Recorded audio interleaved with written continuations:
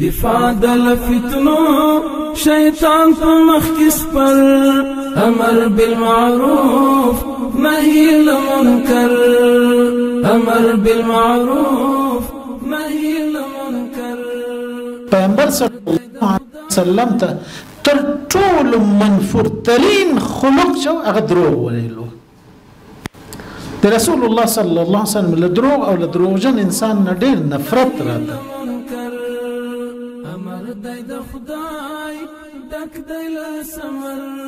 رسول الله صلى الله عليه وسلم فرمای ان الكذب يهدي الى الفجور دروغ یو انسان د فسق او د فجور او د بدی خواته رهنمایي کوي وان الفجور يهدي الى النار او فجور او بدی دا به انسان د جهنم خواته رهنمایي کوي وان الرجل لا يكذب ويتحرى الكذب او یو سړی به دروغ وای او کوشش به کوي چې دروغ جوړ کړي د دروغ جوړولو په تلاش کې به بس دغه به کار وي حتى يكتب عند الله كذابا تر دې چې دغه انسان به د الله په نزد دروغجن ولیکل شي امر بالمعروف نهي المنکر امر د خدای دک د سمر امر بالمعروف نهي المنکر رسول الله صلی الله علیه وسلم خپل امت ته دا تلقین ورکوي چې خپل اولادونو سره به هم د دروغ تعامل نه کوي ځکه چې دا به د هغوی عادت جوړیږي کوشش به کوي چې خپل اولادونو پر رښتیا باندې عادت کوي د رښتیا ویلو ته تشویق کوي کله کله ځینې پلرونه له خپلو اولادونو سره یو ډول د بې عاطفګۍ او بې ترحمۍ تعامل لري په هر څه کې ورته غوسه کېږي په هر څه کې وهي په هر څه کې ورته بدې خبرې کوي دې لپاره چې دا ماشوم خپل ځان د پلار له ملامتۍ د پلار له څپېړې د پلار له ترخو خبرو ساتلی وي دروغ وایي دلته په حقیقت کې دا پلار دی چې دا خپل زوی ته د دروغو تمرین ورکوي دوی داسې حالت ایجادوي چې هغه له دغه عقاب او له دغه سزا نه د ځان ساتلو په مقصد دروغ ووایي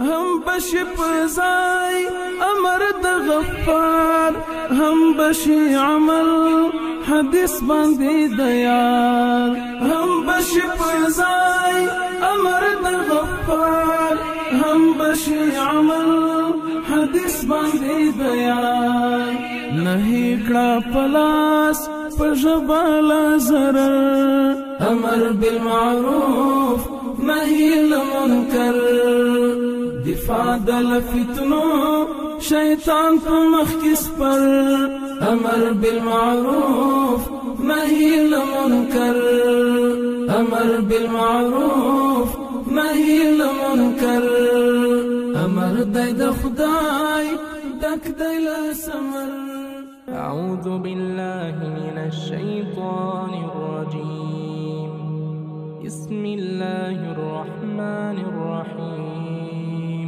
فمن حاجك فيه من بعد ما جاءك من العلم فقل تعالوا ندع أبناءنا وأبناءكم ونساءنا ونساءكم وأنفسنا وأنفسكم ثم نبتهل فنجعل لعنة الله على الكاذبين صدق الله العظيم. رضي الله عنها أم المؤمنين فرماي ما كان خلق أبغض إلى رسول الله صلى الله عليه وسلم من الكذب. پیغمبر صلی الله علیه وسلم ته تر ټولو منفور ترین خلق شو هغه دروغ ویلو د رسول الله صلی الله علیه وسلم له دروغ او له دروغجن انسان نه ډېر نفرت راته ارادتاً دروغ وایي دا دروغ بیا د عادت وګرځي دروغ ډېر بد کار دی. کله کله ځینې خلک د خبرو په اخیستلو او د خبرو په ورکولو کې بې احتیاطه وي. یو څه چې مجرد چې همدا واوري فورا بل چا ته رسوي، یا یې موبایل ته یو خبر راشي فورا یو بل چا ته فارورډ کې ویلي، یا یې خپل ګروپ ته ورواچوي، خپل اکاونټ ته ورواچوي، یا په ټلیفون باندې چاته ووایي، یا یو خبره چیرې اورېدلې وي فورا یو مجلس ته راشي، یا یو بل ملګري ته راشي هغه ته یې ووایي. رسول الله صلی الله علیه وسلم فرمایي چې همدا هم دروغ دی. یو ور د تثبت وکي، تأکد دی وکوي، خپل عقل دی وکاروي، په دغه اړه د نور معلومات وکوي، صبر دی وکوي، کې د شي یو څوک په دغه اړه سپیناوي وړاندې کی خبره داسې نه وي لکه څنګه چې دا اورېدلې، حقیقت بل ډول وي. تر هغه وروسته دی بیا یو اقدام وکړي، تر هغه وروسته دی بیا دی ویلو یا د نو ویلو اقدام وکړي. رسول الله صلی الله علیه وسلم فرمای کفى بالمرء كذبا ان يحدث بكل ما سمع. دی انسان لپاره همدا دروغ بس دی چې هر څه واوري خلکو ته رسوي، چې هر څه واوري دلته خلکو ته رسوي. کېدای شي هغه خبره رښتیا وي خو بې تأکد او بې تثبت او بې صبره یې چې خلکو ته رسوي،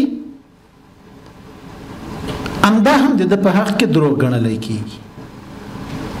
په دې حدیث شریف کې رسول الله صلی الله علیه وسلم د خپل امت خلق دې ته تشویقوي چې د خبرو په اړه د تأکد او تثبت وکوي، هر څه د نه خپروي.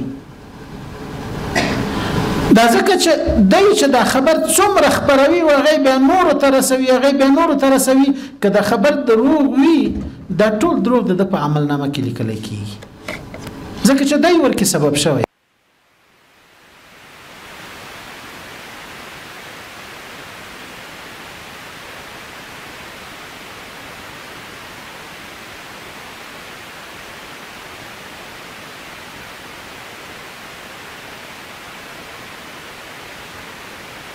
یاد شو یو استاد اوس ما گاونډی و، هغه یو ورځ په مدرسه کې یو عجیبه پیښه یاد کړه. وایي کور کې ناست وم، یو وړوکی زوی په ژړا راننوت، چیغې وهي او وایي زه هغه فلاني دوکاندار ووهلم.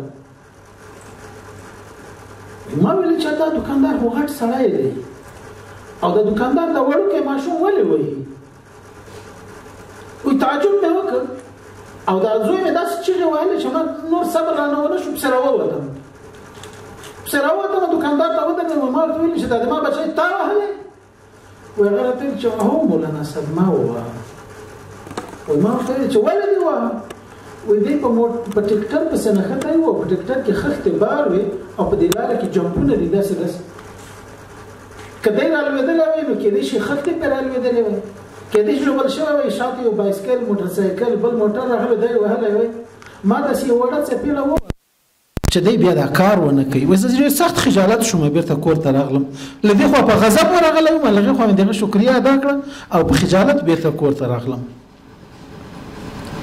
نو تأکد او تثبت په خبرو کې هغه څه ده چې د لوی شر مخه پې نیولی کېږي. دروغ څه عادي خبره نه ده. دروغ د منافقت علامت دی او نفاق په دوه ډوله ده. یو نفاق عقیدوي نفاق ده چې یو څوک په خپل باطن کې کفر یا د کفر ملګرتیا پټه ساتي، په ظاهره ځان مسلمان معرفي کوي یا د مسلمانانو ملګرتیا اعلانوي. دا اعتقادي کفر دی، په دې باندې سړی اهل جهنم ګرځي.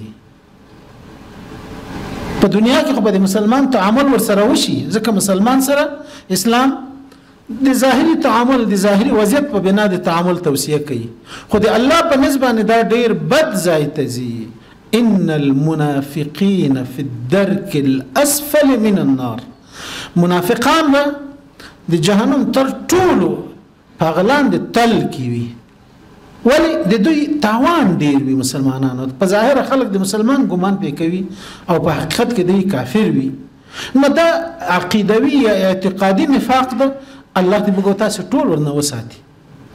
یو بل ډول نفاق هغه د عملی نفاق دی، عملی منافقت دی. په باطن او په ظاهر کې به دا سړی مسلمان وي، هم په باطن کې مسلمان وي، هم په ظاهر کې، خو ځینې اعمال به داسې تر سره کوي چې هغه به د منافقت اعمال وي، هغه د منافقانو اعمال وي. دې ته عملی منافقت وایي. په دې عملی منافقت باندې سړی کافر کیږي نه، خو یو بد صفت په دې کې راځي. که توبه ونه باسي ورنه نو ګناهګاریږي. رسول الله صلی الله علیه وسلم فرمایي: 4 من كن فيه كان منافقا خالصا. 4 صفات داسې دي چې که په چا کې وي دغه صفات نو دی خالص منافق دی. البته عملی منافقت دلته ورته مراد دی.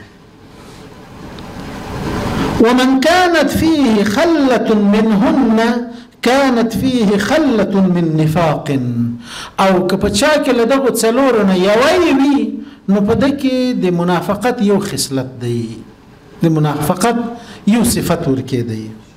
حتى يدعها، تر هغه به په ده کې د منافقت صفت پاتې وي تر څو چې ځان ورنه خلاص نه کړي. اول دا ده چې اذا حدث كذب، کله چې خبرې کوي په خبرو کې دروغ وایي، یا د دې لپاره چې یو څه منفعت ځان ته په حاصل کړي، یا د دې لپاره چې یو خطر نه ځان په وساتي، یا د دې لپاره چې خپل حیثیت لوړ وښيي. په هر اراده یې چې وایي اذا حدث، کله چې خبرې کوي کذب دروغ وایي. په دې خبرو په دې کې د منافقت یو صفت پیدا کیږي. واذا عاهد غدر، او کله چې له چا سره وعده وکړي، معاهده وکړي، په هغې کې دی غدر کوي، هغه نه تر سره کوي. یو چا سره عهد کړی وي چې زه به دا خبره چاته نه کوم، یو سر د چا ورسره وي، دی په هغې کې غدر وکړي، بل چاته هغه راز ووایي. یا یې له چا سره تړون کړی چې زما او ستا ترمنځ دغه تړون دی چې دغه کارونه به کوو یا به دغه کارونه نه کوو، دی له هغه تړون نه سرغړونه وکړي، غدر وکړي. په قرآن کریم کې الله تعالی مسلمانانو ته دا امر کوي چې که تاسو له کافرانو سره هم تړون لرئ د جنگ د نه کولو، او بیا تاسو مصلحت په دې کې وګورئ چې تاسو د جنگ وکوئ، یا له هغوی نه تاسو د غدر کولو خطر ووینئ، نو تاسو به هغوی ته خبر ورکوئ، بیا به ورته وایئ چې زموږ تاسو ترمنځ نور تړون مات شو، تر دې وروسته به هغوی سره بیا یو جنګي تعامل کوئ. تر څوم چې خبر نه یې ورکړی، حتی کافر ته په کافر سره به هم غدر نه کوي. غدر دومره بد شی دی چې الله تعالی له کافر سره د کولو نه هم منع کړی دی چې کافر سره به هم غدر نه کوي. واذا وعد اخلف، او چې له چا سره وعده وکړي بیا د وعدې خلاف ورزي کوي. دا بد صفات متاسفانه نن ورځ په مسلمانانو کې بیخي عادي شوي دي. وعده وکوي، بیا د وعدې خلاف ورزي وکوي، بیا د دې لپاره چې له ملامتۍ ځان خلاص کړي بیا یوه بله بهانه وکوي. نو ګورئ دوه ګناوې په دا یوه وخت کې وکړي. یوه ګناه یې دا وکړه چې غدر یې وکړه، خلاف ورزي یې وکړه د وعدې. دویمه ګناه یې بیا دا وکړه چې یو بهانه تراشي یې وکړه، دروغ یې وویل. نو دوه ګناوې شوې. یوه ګناه د وعدې د خلاف ورزي، دویمه ګناه د ملامتۍ نه د ځان ساتلو په خاطر د یوې بلې بهانه تراشي، د یوې دروغجنې بهانې جوړول. او څلورم صفت بیا دا دی چې انسان ور باندې منافق ښکاره کیږي یا د منافقت صفت ورکې راځي. هغه دا ده چې واذا خاصم فجر، او کله چې له چا سره په خصومت کې راشي، له یو چا سره په جنجال کې راشي، په قهر او په غصه کې راشي، فجر بیا سپکې سپورې وایي، ښکنځاوې کوي، د یو چا خور و مور ښځه ننګ ناموس یادوي، یو چا ته بد الفاظ کاروي. بئس الاسم الفجور بعد الإيمان، بئس الاسم الفسوق بعد الإيمان. چې څوک چاته بد خبرې کوي، سپکې ویناوې ورته کوي، دا له ایمان نه وروسته په دې باندې سړی فاسق کیږي. نو دا څلور صفات دي چې خبره کوي دروغ پکې وایي، چې تعهد کوي غدر ورکې کوي، چې وعده کوي وفا ور باندې نه کوي. رسول الله صلی الله علیه وسلم فرمایي ان الكذب يهدي الى الفجور. دروغ یو انسان د فسق او د فجور او د بدی خواته رهنمایي کوي. وان الفجور يهدي الى النار، او فجور او بدی دا بیا انسان د جهنم خواته رهنمایي کوي. وان الرجل ليكذب ويتحرى الكذب، او یو سړی به دروغ وایي او کوشش به کوي چې دروغ جوړ کړي، د دروغ جوړولو په تلاش کې به وي، بس دغه به کار وي. حتی یکتب عند الله کذابا، تر دې چې دغه انسان به د الله په نزد دروغجن ولیکل شي.